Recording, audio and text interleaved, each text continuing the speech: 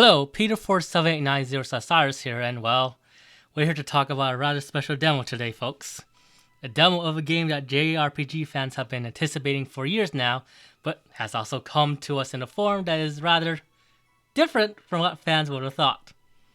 A remake of a game that pretty much defined JRPG fans' childhoods and their taste in JRPGs, as well as pretty much being the quintessential icon for JRPGs everywhere, for better or worse. That game that, well, I think you get the point. Of course, the game I'm talking about is the Final Fantasy VII Remake demo that has come out recently. But I won't be alone in this video. With me, I got Swordfish1390 and ForestReviews to basically join in on this discussion, especially since they have much more experience with the original Final Fantasy VII than me. How are you guys this evening? I'm doing good. Thanks for having me. I'm doing good as well. Well, before we begin, I think we should briefly discuss our history with Final Fantasy VII, since the game is pretty much, like I said, a gaming icon for JRPGs, with the remake being a pretty big deal for a lot of people. As for me, I would say that I have the least experience of us three. Heck, I didn't even play it when I was a kid. Final Fantasy Tactics was the Final Fantasy that I played as a kid. And even then, I wouldn't say I knew Final Fantasy was a series till I played through Final Fantasy X and its spin-offs. With that said, I did play the game eventually. I played it a bit 2 or 3 years ago, got in 10 hours, and basically quit since I was lost in the game. I also don't remember much about the game, so pretty much going into the game with a pretty fresh perspective. So, how about you guys? Well, for me, I actually started playing Final Fantasy VII back in high school. It was a friend of mine who let me have the game, and that was my first exposure to Final Fantasy, in particular FF7. I would say I think for me it was kind of a different experience because prior to that I hadn't played any Japanese style games before, or at least role playing games. I was more into like racing games and stuff. But FF7 was definitely such a different world entirely for me, as it was the first game that introduced me to the idea of a fulfilling story that had a start and an end to it. For most games, I never knew of video games having a start and endings, but particularly that game was my first exposure to that style of video game. And of course, the combat system being intricate, the material system being unique, and having full robust cast of characters was also a huge highlight for that game also. As for me, Final Fantasy VII was I was still a baby when that came out. I think I was like 4 years old. So Final Fantasy X was the one that got me into the series. I didn't get into Final Fantasy VII until I got my PS3 in like 2012 9 or something. And then a few years after I got that, I downloaded Final Fantasy VII from the PlayStation Store, and that was when I finally got into it. I kind of like Peter. I got lost at some point, and then I kind of just dropped it, just out of frustration. And it wasn't until years after that where I finally went back to it, did a committed playthrough all the way through. I had a strategy guide on my lap the whole time, just to get to the parts where the game doesn't make it clear where to go. And I finally beat the game, and yeah, it was. I can see why it was definitely revolutionary for the time that it came out. It holds up relatively well for the most part in most of the things that it does, except for the wonky translation, but we have ports that fix that anyway. But yeah, so I mean, I didn't get into it until later, but yeah, I could definitely see why it was so groundbreaking when it came out. The emphasis on storytelling, or the cinematic storytelling, the intricacies in the plot, the focus on the characters, the materia system. It has so much going for it, and it was such a groundbreaking title at the time. So, but yeah, I finished it, and I really dug it, and I was really hyped for this remake. If I could add one thing to that, to what I was saying earlier about my experience, out of the three, I'm probably the one that played it around the time it was released. I played it in around the end of the year of 97 to 1998, I think it was. Um, it was around the time Resident Evil 2 came out, and I remember that being fairly recent. But the one thing I was going to say about 7 that I totally forgot about was that in spite of all the games at that time, Well, the thing about seven was the fact it was one of the first three-dimensional Final Fantasy games. That was a huge thing back then, especially because prior to seven, all of Final Fantasy games were on Super Nintendo or Nintendo consoles or handheld. They weren't on PlayStation, being the first new Sony console of the time period. But I think the main thing that I would want to take away before we jump into the remake is I think you will understand and appreciate the remake more because you'll get the experience of what the original one played like. Because I think someone I talked to yesterday has never played a Final Fantasy game before, and I mentioned that, at least in my opinion, it's always good to start with the original seven before playing the remake. In this case, because obviously the remake is definitely not going to play like the original. You need some kind of groundwork to understand where the creators are going towards with this remake. At least that's what I think. So, Let's just talk about the demo right now then. Well, I guess the first thing we should discuss is probably the presentation graphical fidelity of the game. Partly because it's the first thing you see in a video game, but also due to how the original Final Fantasy VII was lauded for its visuals. Was it the only thing that people love about the original, like Sword said, and the game has aged pretty poorly in the visual department, like all 3D games from that console generation, but you can't deny that at the time, those graphics, those pre-rendered backgrounds, those cinematic qualities was the hypest shit. As for how I think the remake does, just based from the demo, I have to say it looks beautiful. The graphical fidelity is impressive, the character models and environments are nicely detailed, with the redesign that Cloud, Barret, and the Avalanche member got is pretty slick. I mean, Barret looks pretty cool. He basically looks like Blade almost. The animation is on point, the cinematography and the cutscenes are well shot. This game just really nails the presentation side of things. I can't really say anything bad about the presentation and visuals in the demo. It's pretty darn impressive. Square Enix has always been great at making games that at least look great, and this remake seems to be no different, just based on the demo. How about you guys? What are your thoughts on it? I think it's definitely one of the best looking PS4 games to have come out. It's absolutely stunning. I mean, like you said, Square Enix has always been kind of the cream of the crop in the visual department. The cutscene direction looks great. Even in combat, like things like particle effects, spell effects, the enemies look really great. The enemy designs are great. Character animation is on point, both in and out of cutscenes. The combat animation is fluid. It's just a really, really beautiful looking game on all fronts. I mean, just the second I hit new game and I saw the scene with Aerith and the flowers walking in the city, like my jaw was on the floor. It is just gorgeous. It is, yeah, definitely, probably visually speaking, the best looking game that Square Enix has put out as of right now. So, I mean, honestly, I'm the same way. I can't even think of any criticisms. for me, graphically, the game actually is impressive. Don't know if you guys have a 4K and a PS4 Pro at all, do you? No. Mm. Yeah, I do have a PS4 Pro and a 4K TV. So it just looks out absolutely outstanding. One of my friends mentioned this to me that the original development team was CyberConnect 2. And if you look at the image of Cloud Strife from the original first release trailer of that video of Cloud, and look at the one that Square Enix has done, there's a huge graphical difference. And he showed me a picture of the same cutscene done by CyberConnect and Square Enix. It's if you guys haven't seen it, look it up. It's night and day. How even back when they first announced the remake through CyberConnect, and then Square Enix taking over the helm of the project, it's impressive. Even looking at both side by side, I didn't even think about that until my friend showed it to me. But that blew me away instantly. The other thing about Barrett, that you guys talk about how he looked kind of like Blade. What I like about this game is it captured the 90s style of the characters without losing the charm of it being a remake.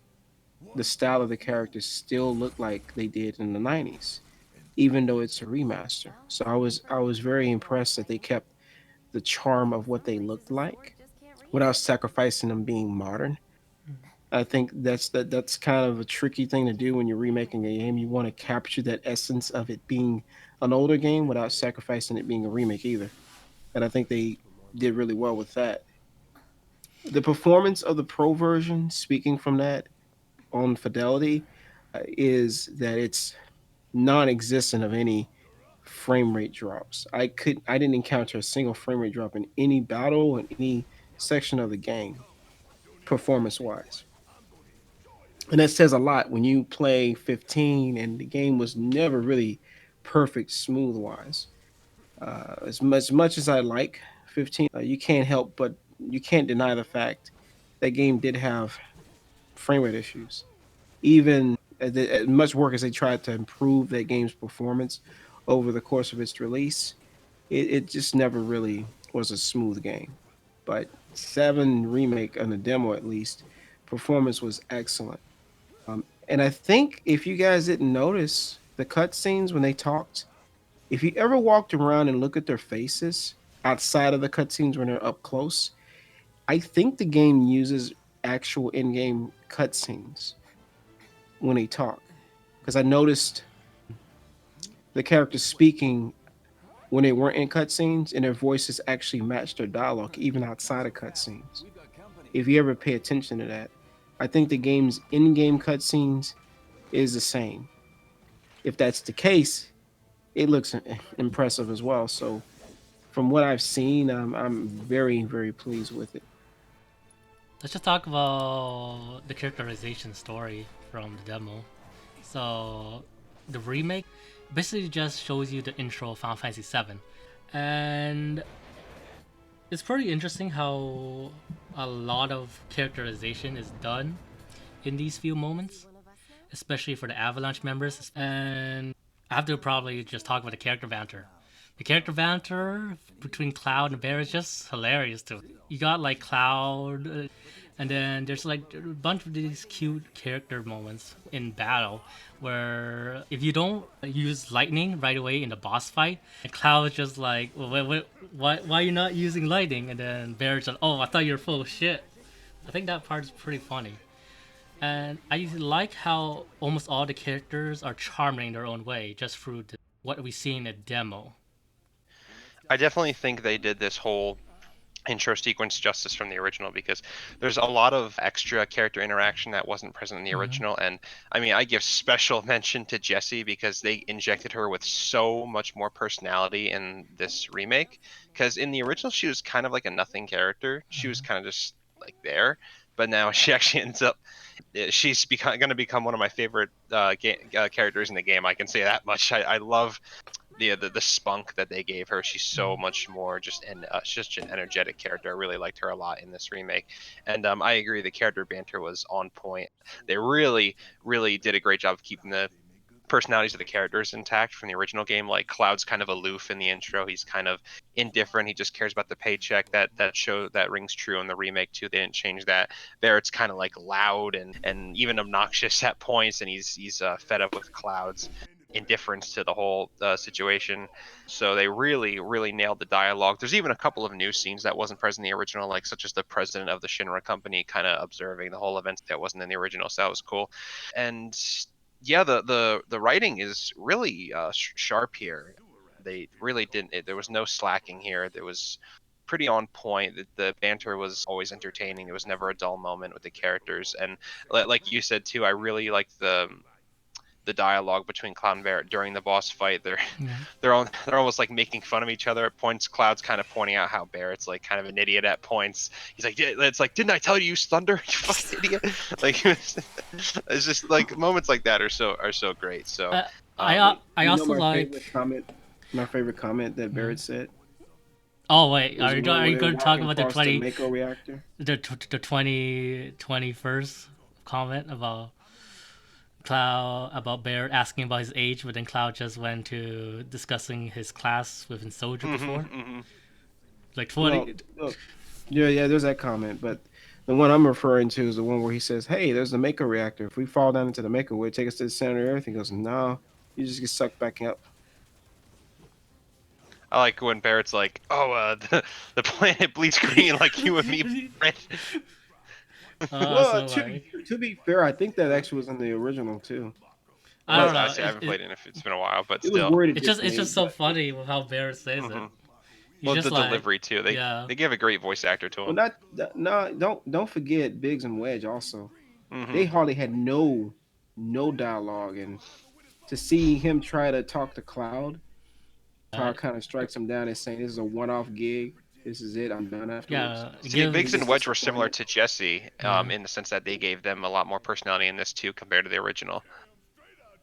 Uh, yeah, definitely is a nice touch. They included all that banter and stuff, and it makes the world feel more alive. And again, another thing too is I think I know this is not really with the story per se, but I really think that the characters are brought to life with like a really strong cast of voice actors. yeah. I think they did a great job. What do you guys think of the lip sync? I thought it was pretty good. Seemed fine to me. Honestly, I was looking at it, and this is probably the best lip sync I think I've seen from Final Fantasy games. I mean, they've always been decent, but I think this is the best one. Yeah, I In didn't. 2015. I played the demo a handful of times. I didn't notice any issues with it. It's pretty good. It's actually pretty solid. What do you? I was also going to ask you guys because I did hear. Now we're sending me on to talk. Are we still on the subject of the story, right? Yeah. Hmm. Because what do you guys think of the recreational introduction with Aerith and the town and the camera panning away from Midgar? I I thought it feel like was it was good. exactly on point of the Yeah. original. Yeah, it was pretty faithful. Not, no, I wouldn't say quite like shot for shot, but yeah, Yeah, yeah. they kept it very faithful. I thought it was a pretty good scene. Hmm. I can't remember it if it recreated perfectly since I haven't played the game in 2 3 years, but I like how it showed the world, shows the atmosphere, ambience. It really sets up the whole tone that the Final Fantasy VII is probably gonna go for. At least that's what I Yeah, thought. yeah. I honestly, man, everything for his story, because I mean, obviously, because it's not the full game. I mean, well, from what we can tell of the intro, at least chapter one, it was very faithful to the original game, including the banter of of what was not in the original, and hearing Barrett's voice and looking remembering the dialogue that Barrett had when it was all caps, because I remember playing the original seven, and when he talked, he was a lot of all caps. So it kind of fits his personality with him actually yelling and screaming at Hmm. Cloud. It fits. So it's cool to finally see the voice behind Barrett after all these years. I always love in Hey, the original when they censor his curses. I think it would be like a really funny parody if they did that, where every time he says a curse, they bleep it. That'd be Dude, that would be amazing. no, what would be better if they had an option where you have a bleep option for Every Barrett. time he says a Yes, curse, it because that's just exactly bleeps. it would suit him perfectly as in the original game. Be Because he like a did good get for new bleeped out game a plus lot in the option. original. Hmm. Yeah, that's something a lot of people don't talk about. But yeah, that would be pretty funny. I'll probably add this. I do overall. I do like how likable they make each character. Even Cloud, with him being aloof, you can still sense like sassiness in his comments toward Barrett. Barrett, Hmm. just fun, That, just because he's a just over the top character almost, especially with his deliveries. With but the that's what makes seven such a memorable game compared to like hate to say Final Fantasy eight and nine. No, a lot of people like nine, but if you talk Well, it's about definitely better than 8. yeah, if you talk about a game that has a lot of people that remembers characters and cast, it would be seven. And the reason I say that is because Cloud, compared to most other main characters of some Final Fantasy games, he actually was the more memorable one. And that has a lot to do with the fact that if any of you guys watching this video have played Crisis Core, it expands on another character prior to Cloud being the main character. Seven, you understand Cloud more. Without playing that game and just playing seven, you're kind of like, what is going on with Cloud? Why is he having these weird like moments? Because in chapter one, Cloud has these miniature flashbacks in the demo with Oh yeah. um, and those flashbacks have a lot to do with Crisis Core. Believe it or not, I know it's kind of crazy to think. Yeah, so Crisis Core is a prequel. So I think that after you play Final Fantasy VII, Crisis Core is a lot easier to appreciate because it sheds light on things that they didn't elaborate too much on in the main game. Because like they're like the things with the character Zack, they really leave kind of not up in the air, but they don't really explain it all that well. So that's why I think Crisis Core is a great addition to the Final Fantasy Mhm. VII story.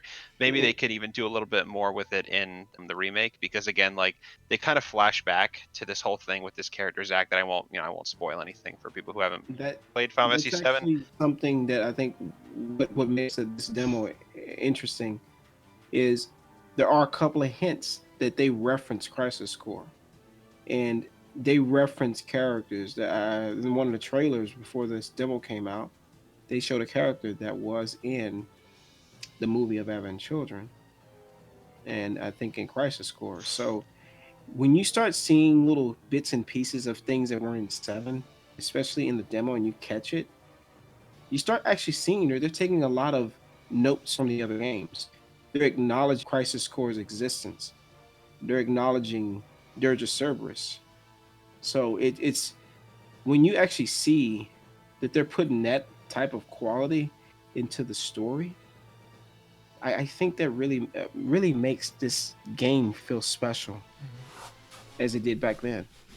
But overall, in terms of the overall writing and story, I think that if they as long as they stay faithful to the original and the new scenes don't contradict things already established in the original and they enhance the game, I think that we're going to be in for something special. So yeah, Yeah, I agree the with that. reason I was making a point about Cloud's sassy remarks is because a bunch of people were afraid that they were going to write Cloud like they did in Avid Children in the Kingdom Yes, that Hearts was a big games. fear. That was a big fear, but it's really nice to see that even if Cloud is aloof, you can actually see him actually emoting like a real person. Hmm. So Well, see, to be fair, Advent Children takes place much after seven. I mean, even Kingdom Hearts. But Yeah, see, the thing and about every other iteration of Cloud, he Yeah, is like a quiet emo loser, just in yeah. every single thing. It's unbearable. And then you play Final Fantasy VII, and he's like actually pretty outgoing. I mean, he's a Yeah. little reserved, especially in the intro, like we saw in the remake, but he's Mhm. still got that kind of sassy dialogue, and that's prevalent throughout all of Final Fantasy VII, at least the original. He's actually got a lot of personality going for him, and they just really fucked up his character in every other spin off of him.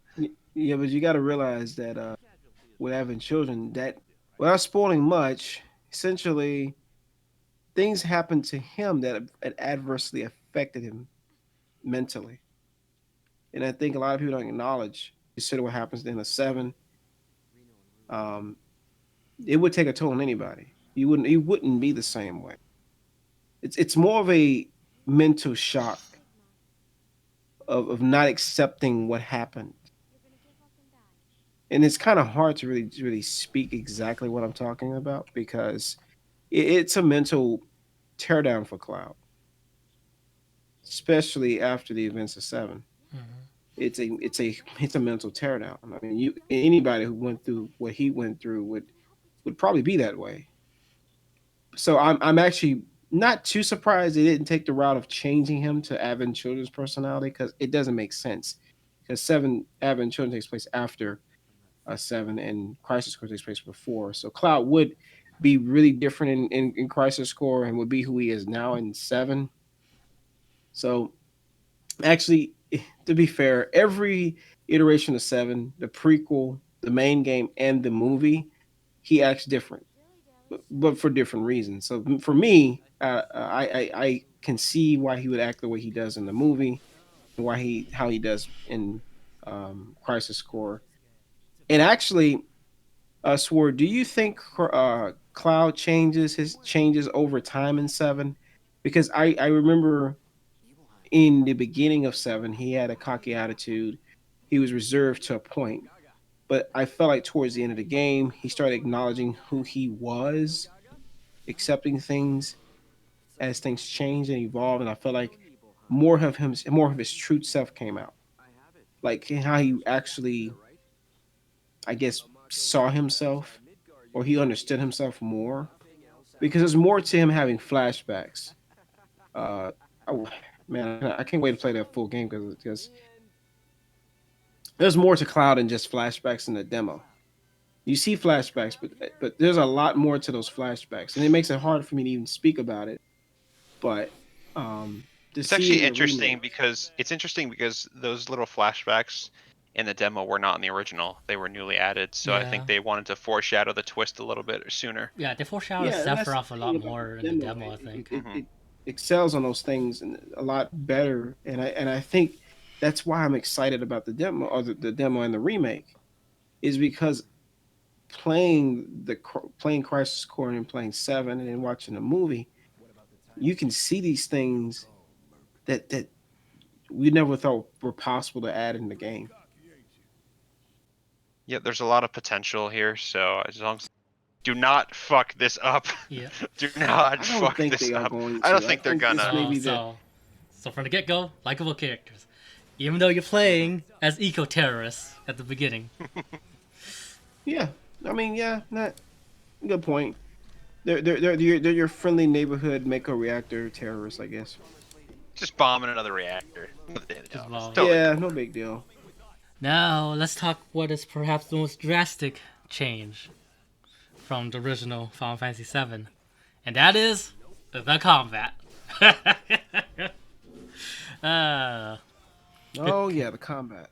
the combat is probably the most interesting thing about the demo, at least for me, because it's pretty different from the original, due to the fact that pretty much controls like what you expect an action RPG would, with you being able to move around, attack enemies in real time, you being able to dodge, block, pretty much all the things you expect.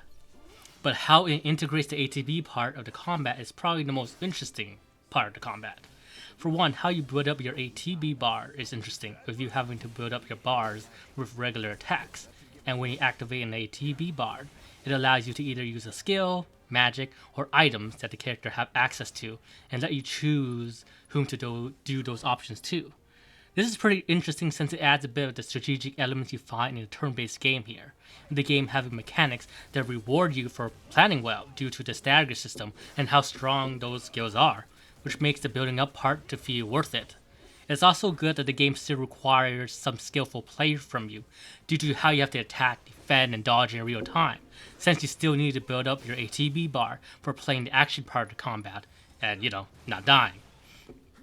On a side note, I especially like how it balances item use with the system, since you do have to make a choice between using an item or skill with the ATB bar, which adds to the strategy of the game.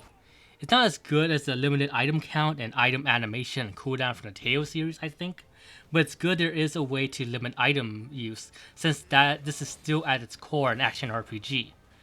And item usage is pretty important in an action RPG in terms of balance, since if you can use an items too much, it basically destroys any sort of difficulty that's found in an action RPG. I also like how there's a focus on managing multiple characters, with you being able to control what abilities they can use for the use of the ATB bar, and how each character plays differently from each other.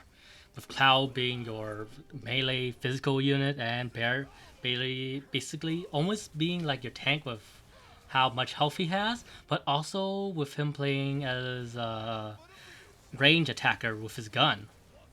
And then there's their special abilities.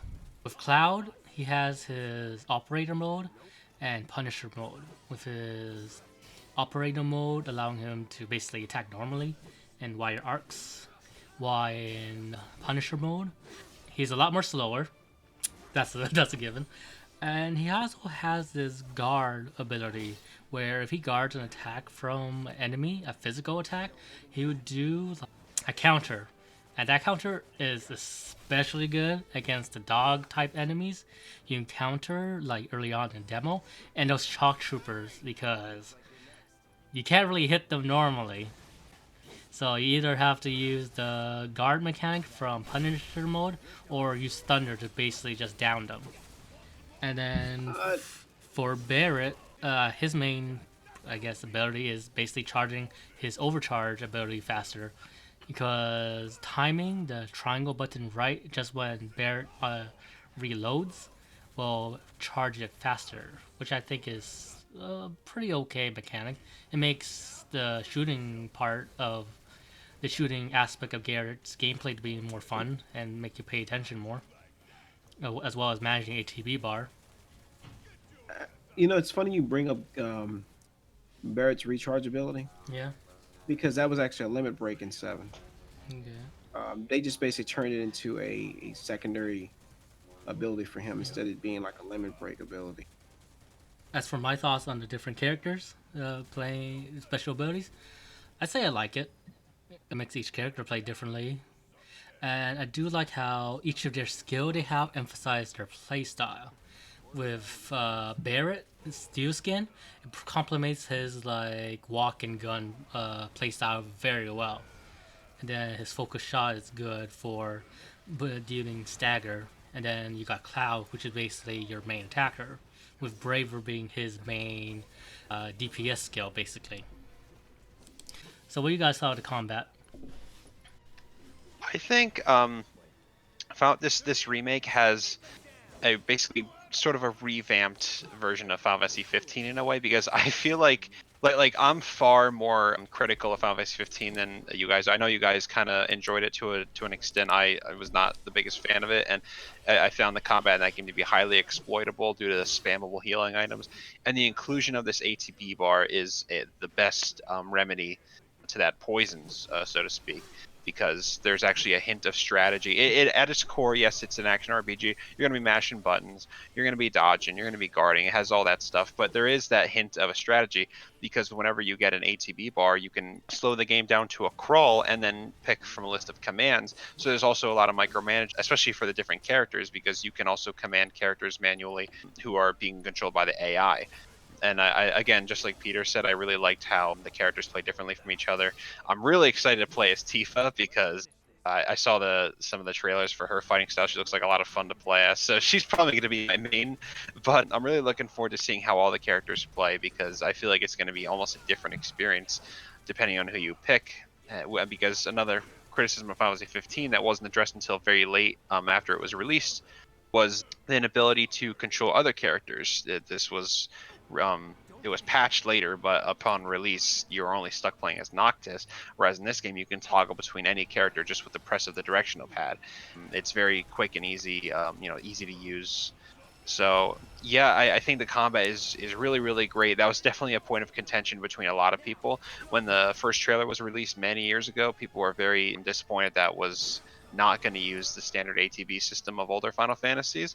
Me, I wasn't disappointed that it was action based. I was just very apprehensive because of how 15's combat turned out. So I was worried that maybe they didn't learn their lesson, but it seems like they took a lot of the feedback from I was 15 and applied all of those to the 7 remake. So I think the game feels great. The controls are smooth and responsive, but you really can feel the impact of every hit. So it's just a really enjoyable combat. It's not super duper deep. Not it's just this is definitely not a Tales game. This isn't a Tales of Grace's F. This is not by any means like a Devil May Cry tier action game, but it is a really well done combat system for an action RPG. It's a lot of fun. It's really fast. Yeah, it's just really enjoyable, and I can't wait to explore what they have in store for the later characters. I think it's gonna have even more depth than what we see. And oh my god, that boss battle at the end was just so epic. I mean, in the original, it's just kind of like a wail on it until it dies, but here, my god, that boss was an adrenaline rush. I mean, I've seen people complain that it's a damage sponge. I really didn't think so. It's just a really challenging but fun boss fight. So if they got more bosses like that are challenging but not cheap and that are just fun, I think we're in for a really fun ride here in terms of the combat. I was gonna say that boss fight seemed to remind me of older Final Fantasy games that like in 10, when you're on that little ship and you have to fight that boss, and the added in commands allow you to use items outside of battle to damage the enemy.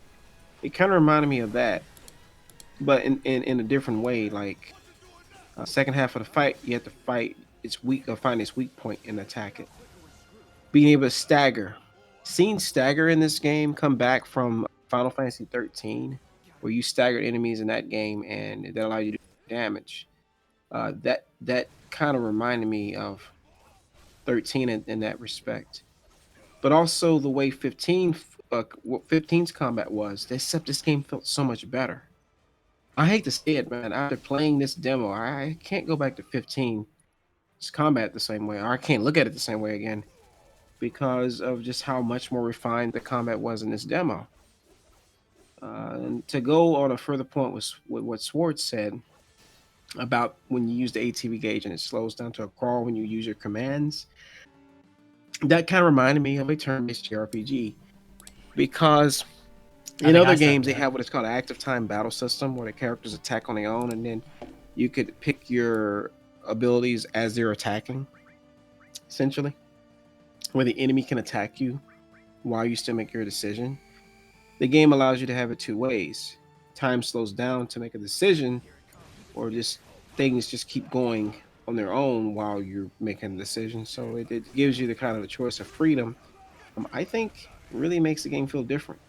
Makes it feel like you have a choice in how you play the game, in your own in your own way. I'm still curious about how the materia system is going to work because in this Mhm. demo you don't get any inkling of the way it's set up, how it affects your stats and whatnot. They didn't really kind of give you any taste of that. You, of course, you get the switch between Barret and Cloud and Battle. I did hear about what was it, Red 13 may not be playable in the first part of the game. Mhm. Yeah. So that's kind of disappointing because originally he was playable in Midgar, but that is disappointing. But oh well, at least he's in the game in its story part. That makes sense that he should be. Let's I see. think overall, I think my only issue so far is just getting used to how this game plays. You know, the whole dodging, the auto targeting of enemies, knowing when to switch between which character Oh. depending on the situation. I'm Uh. still kind of trying to figure all those things out. One thing. I don't have any issue per se to the battle system though, but I am very pleased with the direction that it's going because I finally feel like for the first time since they went to this more kind of actiony slash less turn-based style of combat, I feel like seven is the first step in the right direction, and hopefully, if it does well, this could be the I guess the new way of doing their Final Fantasy games for a bit. Maybe this is a good transition for them. But I'm really I'm looking liking forward it. to I'm really looking forward to seeing what they're gonna do with the materia system because it's a cool system, but it's pretty simple. I feel like they can do more with it. Well, that's I And think the important thing. That's kind of what I'm thinking. Like there are some things that we're not sure about. We knew mhm. about 13 not Red 13 not being playable, but we don't know how the material system is going to change the way the game functions. We don't know if it's the way the stats work back in the day. It's going to be the same way. So that's kind of something I'm really wanting more info. I think one of the benefits to this turning into an action RPG is that like one of the minor gripes I had with Final Fantasy VII was that like the materia system, while flexible, also kind of made it so that the characters didn't really have any individual characteristics aside from their limit breaks. So as long as you had a materia, you can cover any situation with any character. Whereas here, everyone plays completely differently from each other. So I think that that gives incentive to switch characters in and out depending on the situation. So I think that the materia system, at least in the remake, will give that bit of customization that Final Fantasy VII had, but also kind of limits players in a way because you'll need to be like, oh, I need Cloud for this, oh, I need Aerith for that, and so forth. So I think that that's the game being an action RPG actually kind of helps in that way. I Mhm. think that makes up for it being that more action approach because, like you said before, with Barrett having to play different from Cloud and Tifa playing way different from them, this will allow you to actually have a purpose for each character to be used. Because in the demo, you were fighting those machine guys that were, on top of those like areas in the Mako reactor, and Barrett was useful for shooting them down. Wait, you mean Um, machine gun or the shock trooper? the shock, no, well, yeah, they're those. I couldn't think what they were called. The little guys that was shooting you. Oh, okay. when you want to make a reactor. But that allows for the game to be flexible and not feel the same. Not every character feel the same. They all have a different purpose in combat. So that I think that will be a huge attribute to making a game feel different. This is so important when you do a remake is taking something and making it better. Haven't you guys noticed with Capcom and with Square Enix, they're kind of redefining remakes now? They're redefining what a remake actually is. Because for the longest time, we've always had this notion of a remake being a game that had better graphics played exactly the same way. I don't think after 7 remake and RE2 and RE3's remake, I don't think that's such a thing anymore. I think a remake literally is a remake that reimagines a story and gameplay but makes it modern. And I think a remaster is a game that's just, modernized or rather performs better and looks slightly better. I mean, because like if we went by other people's definitions of what a remake is, which is just the same game but upscaled, then every port of Final Fantasy X on every console would be a remake, Exactly. which is But wrong. now would you say Final Fantasy VIII being a remaster? That I think makes sense because that game technically is the exact same game. They just reworked the models. They look better. But I would still consider that a remaster, not a remake. Yeah, like So a for them remake would be calling it making Final something Fantasy VIII remaster makes like from sense. the ground up. Like that would be a remake. Like Yakuza Kiwami, for because we were talking about that. That's a remake. Kiwami Yeah, 2 is that's a a that's a remake. good example of a they modernized the game. It plays a lot better. It's not exactly the same game. Even the freaking world of Camarocho isn't the same. So that would you consider a remake? Like that to me is a remake. But this here redefines what a remake is. I'm thinking about the one winged angel fight. I'm thinking about the other fights you have with the bosses later in the game. Imagine the freaking particle effects. Imagine the story aspect and how that will perform. I'm just thinking based off that last boss fight in chapter one, Hmm. how amazing this remake's going to be. I also like to add to the fact that I like how each ability and skill that the game gives you in this demo each feels purposeful. Like using your normal attacks to build up your ATB bar, using your ATB bar to use skills that either increase stagger or deal damage, and even materia feels extremely useful here. With magic, it feels a lot useful here just because not only does it do extra damage, but it can also pressure some enemies so you can wail on them to build up their stagger bar more, which made the magic system to feel extremely powerful in this demo. And then there's the Scorpion boss, which I thought should have its own section because I think it's a pretty good tutorial boss overall. It's a 4-stage fight with each stage like testing you on the mechanics the game introduced to you.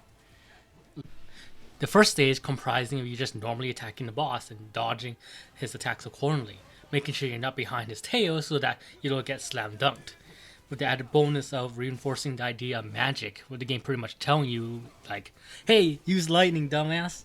And there's the second phase where it gets you to use magic again, but with Cloud's fire to destroy the generator, with you not even being able to damage the boss if you don't do so, unlike the first part where the game is just like strongly nudging you to use materia or magic.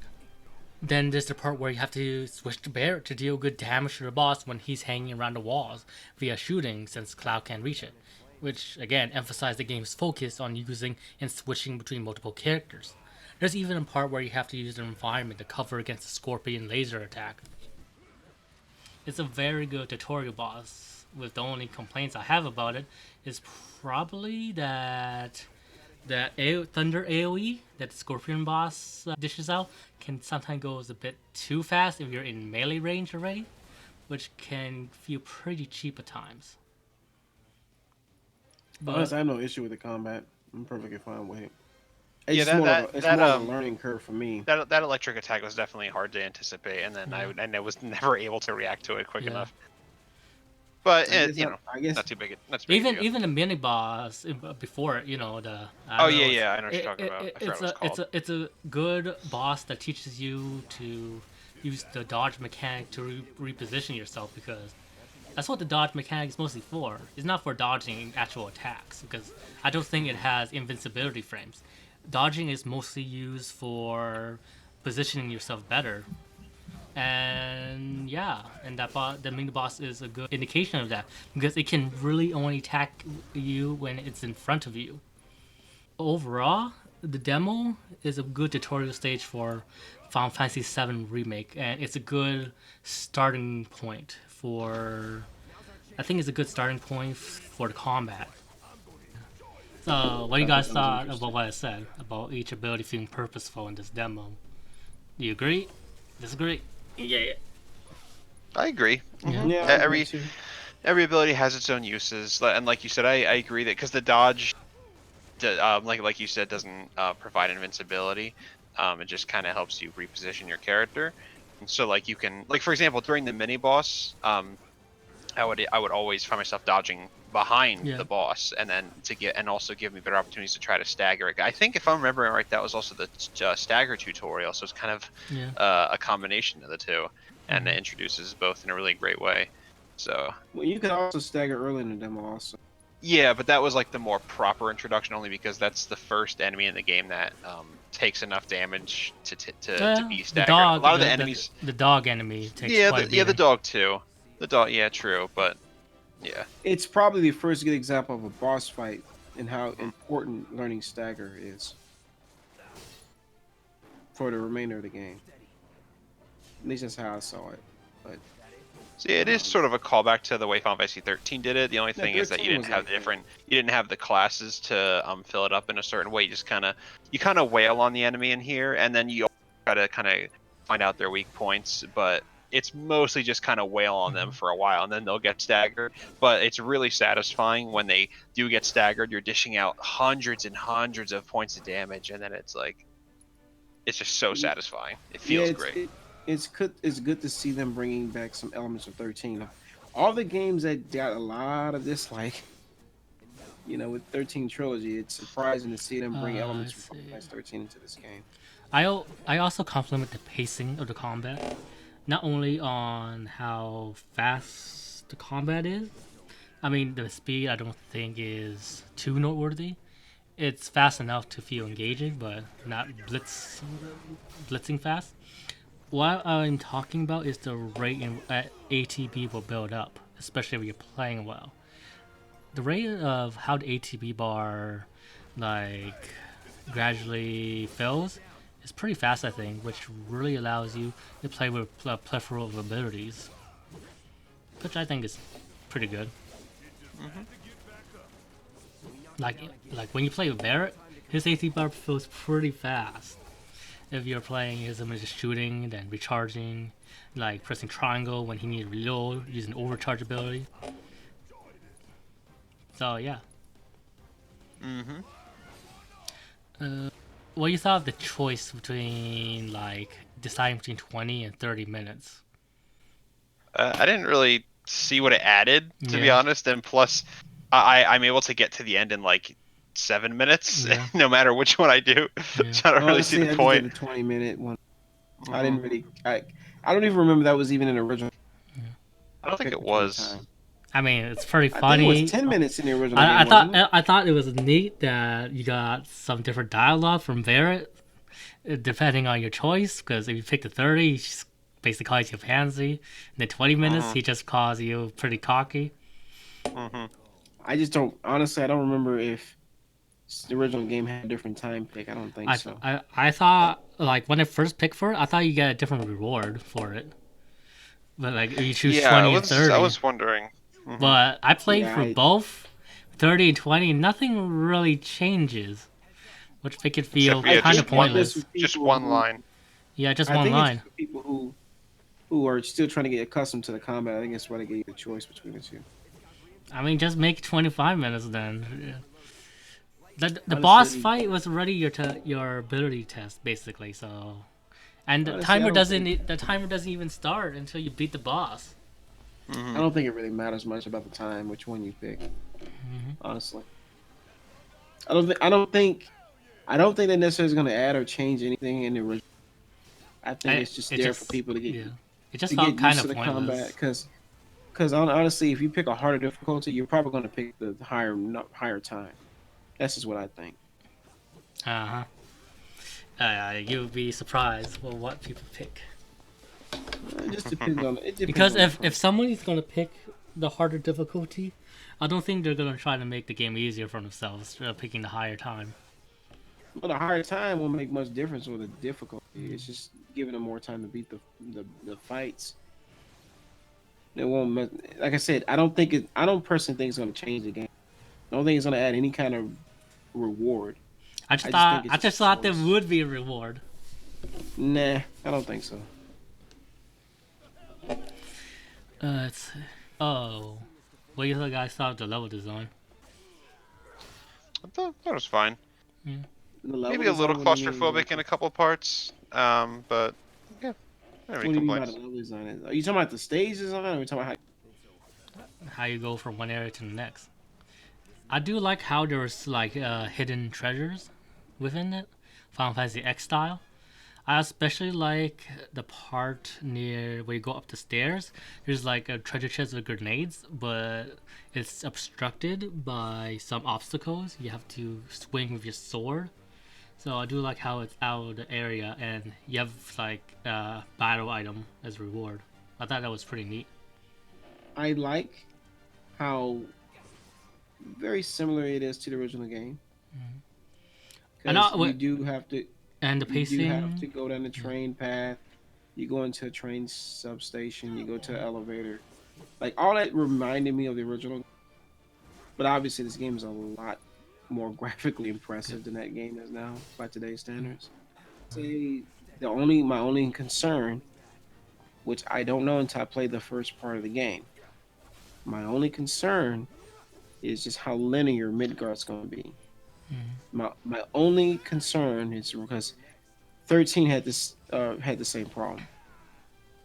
It's just linearity.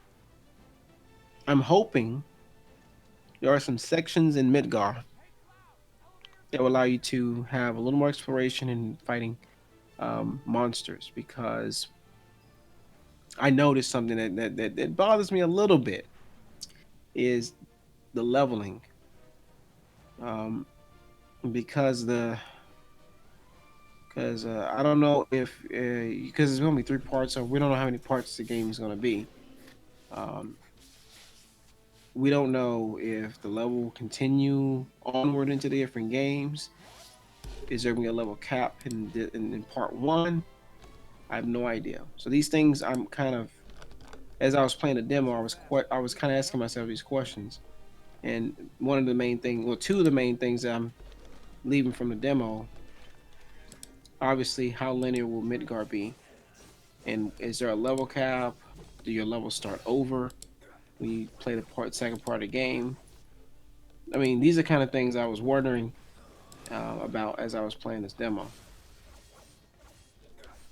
I'm really hoping that we can carry over our data because it would suck real bad to like level up all the materia, get the strongest gear, only to find out that we got to start all the way from scratch in the next game. That's the thing I'm wondering because I don't know if what level were you guys at when y'all beat the demo? Do you remember? Eight, Like 9. 8. Okay, if the levels average to be about like say 30 levels when you get to the end of the game or part one, you know what I mean? Like if there's a Mm. level cap of like 35, it would make sense that it would be.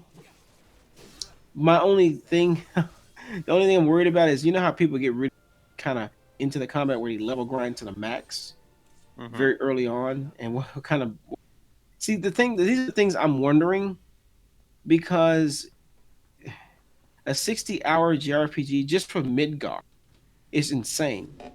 Like just I'm not sure if I insanity. quite buy that. I mean, Midgar. I beat the original Midgar in like 4 hours. So Well, how here's they're the gonna thing though. We expand it don't know that how much? big No, don't Midgar worry. is in part That's what one. I'm saying. We don't know. It could literally be all of Midgar. It could be It could be the entire area of the game. We don't know. Like it could be the whole Midgar itself could be explorable. We have no idea. But Don't the don't fact that it's 100 That's what I'm gigabytes, thinking, though. don't part don't, don't one. worry, guys. There'll be a boss fight at the caliber of Ease map for Final Fantasy 12. A 20-hour boss fight. 20-hour boss fight. But Fuck the that. all seriousness though, my only two things I leave from playing this demo is the level cap. Where does the level end? Does it affect the other parts of the game? Does there's a cap? Do you start over? And how linear is mid? Those are the only two. Those are my only two concerns that I actually have for the game. I guess if I had to give one other one, would be the material system and how that works. Oh wait, I know one thing I don't like with the combat. Hmm. The camera system. Yeah, at least for I think it's wasn't only bothered by, really I wasn't bothered by the camera or the combat. no. There's one I part. think There's one part where I thought the camera bugged me when I first played through it, and that's the part where you fight the two shock troopers and two turrets. Because that was kind of a because pain. sometimes I would you would I would like aim at the turret with Cloud sometimes. Now this problem solves itself kind of if you put free targeting, but the fact that it's not on default still requires some criticism, I think. Because free targeting allows you to just control your sword swing without it being like locked onto your target. But the camera, I can see how that'd be a point of contention. yeah, it's still annoying, the camera during that part. I think the only time I really had issue with the camera is during like tight spaces, where it would kind of be a little hard to see at times. If you want to be nitpicky, when you press start, the time it takes for the resume and skip part is a bit too long. It takes a whole 3 or 4 seconds before it appears. You know, actually, I thought that too, but actually, you can actually press down and X to get the skip option, even when it's not on screen. Yeah, I mean, I don't know why I thought to do that, and I used to be annoyed by it, but for some reason I spontaneously did it, and it actually it let me skip. I don't know. So, yeah. Honestly, I didn't skip the cutscene. I just skipped the I cutscenes skipped the them- second time just to get Yeah, into the combat. I skipped them on subsequent runs. Like, I want to see how the combat works, so... But I will say But that... overall, I didn't really have too many problems with the combat. Yeah, overall, I like the game. I like the demo. Very reminiscent of the original game. I'm very pleased with it. Game runs extremely well, much better than 15 from what I can see in this demo. If the quality continues to be in-house with Square Enix, I think they should probably do future projects like this. I'm hoping that the first episode or first part of 7 is going to be superb. Okay. So I have no other issues. I don't have issues with the combat, the camera angles, the voice acting, none of that stuff. I didn't really walk away disappointed with the game or with the demo in any way.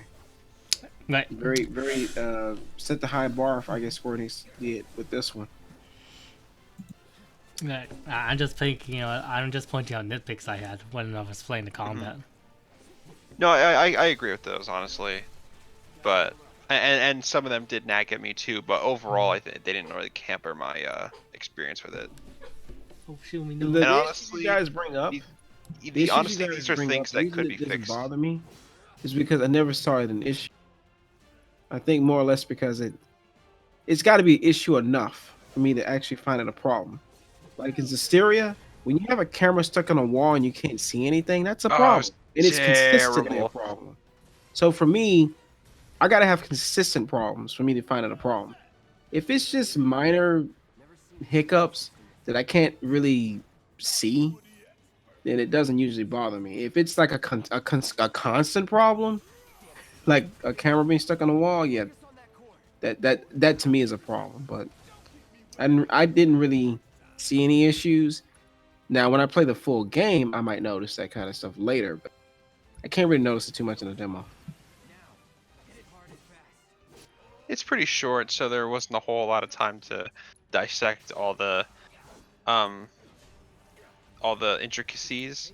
Unless you do many playthroughs, especially like I did. I played it like 6 times. Well, the other thing too is just a lot of combat in this chapter. You don't really fight enough variety. Feel of it. So for me, I need more of it. You know what I mean? It's like somebody giving you just a couple of chips out of the bag, and it's good, and you want more potato chips, but they won't let you have any more. Right. They hide it behind the counter until like April. I mean, I thought it provided enough variety for a tutorial area. You got the soldiers, you got the dogs, When you can, you got. when you consider later in Midgar, you fight waves of enemies in the Shinra building. Yeah, that's Yeah. nothing. I know, So but I'm for saying me, it's I supposed need more. to. It's introducing the game mechanics, so it can't introduce too many enemy types. I personally can say I can't really say I can't really sway myself one way or the other if I have problems because I need more of the combat to really get a final opinion. It just wasn't enough in the demo for me to really say Oh whether wait, I had wait, oh wait, I not felt it. remember. What you guys thought the laser part? Which with the boss, you mean? No, the With the laser where debris? you had to wait for it to disappear or to go. That Like was that, kind just of the that was way to annoying. go. It wasn't that bad. I mean, No, it's just, and It just especially in the felt. later ones, you have to wait for the thing to flash 7 times. I counted. It just it's not felt pointless. it's not that bad. I mean, you know what the No. best part about that is having Barrett running into him repeatedly and losing health. That was great. Yes, wasted potions. Love it. No, not necessarily. You know why? Because Barrett Why? can cure himself. He had the ability to cure. I never used any of those potions. But I use a Phoenix Down potion once, just because if you position Cloud behind the Scorpion and he does his tail slam, you're pretty much dead because the tail slam juggles you, and you can't really do anything to get out of it. Well, that's why you get Barrett to cure as fast as you can. Can't really do it if you keep getting body slammed. And you I can only I can do it. I can do it while Cloud's in and midair. you can only hear him twice, just because you can only use it because of the ATB bar. You know, I've never died at that boss fight. I on my like one of my playthroughs, Cloud died, so I just tossed the Phoenix down, but I never had any other deaths after that. I've never died in that fight so far. I think it was only because I just made a stupid mistake too. It wasn't even because of anything crazy. I made sure I blocked behind those walls as much as I could. No, that wasn't what killed me. It was I think it was just something else, and I wasn't paying attention. I uh okay. There's something we hadn't even discussed, and I just thought about it. What do you guys think of the music? How does it seem to kind of reflect the old game at all? Oh well, yeah, I mean it's all identical, and the orchestration is beautiful, and I I thought think I the thought it was first game good. is a great soundtrack. The first game is or the original is a great soundtrack, but it's held back by the MIDI format. Um, so I think that the symphonic tracks they have going on or the remixes sound just great. It's beautiful, man. It just suits it so well. It's just so magical. I say track that was the most interesting to me is probably the intro one, the one that plays during the cutscene with Aerith. Just mostly because it sets up the mood. The rest I thought was good, And but that's exactly the same as the original game. Exactly the same. Just orchestrated. and that's That's right. how I felt about that's how I felt about the original game too. The first And that's right. that So same image of Aerith walking down that alley street. I don't remember anyone hitting her.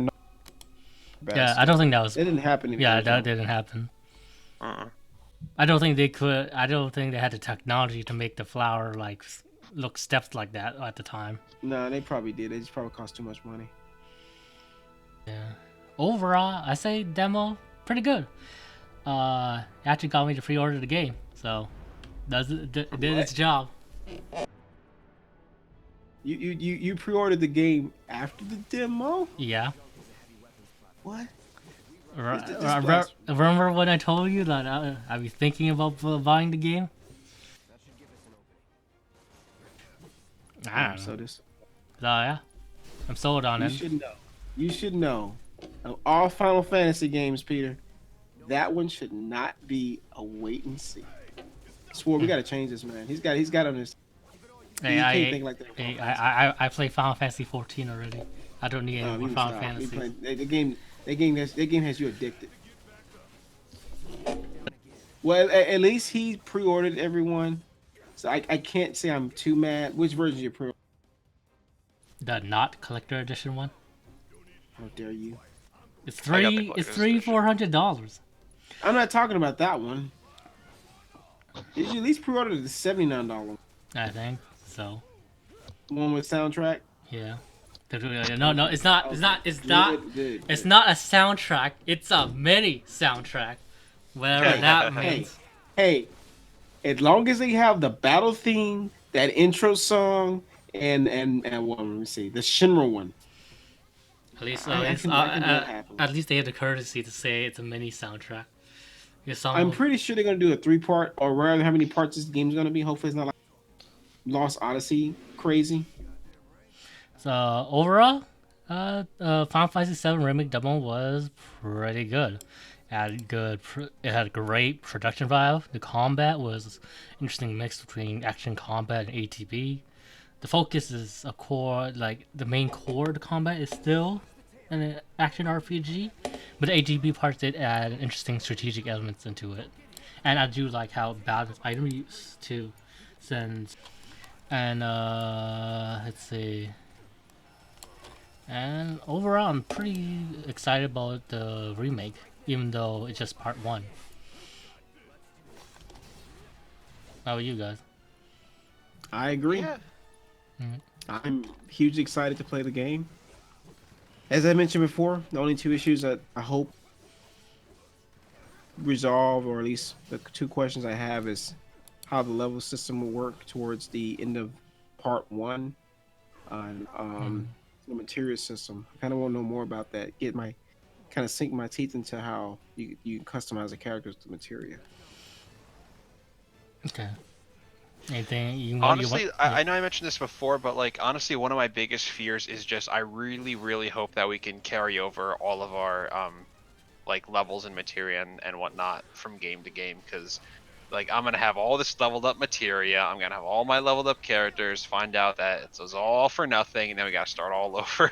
I mean, they might start you off with higher level characters than they would in the first installment, but I'm really hoping that they'll do like a dot hack or something where you just load your clear data and just carry over all your levels. I'm just thinking that's what I'm thinking too. Because if you think about the Trails of games, you started a set level in the second game, unless you carry your data over.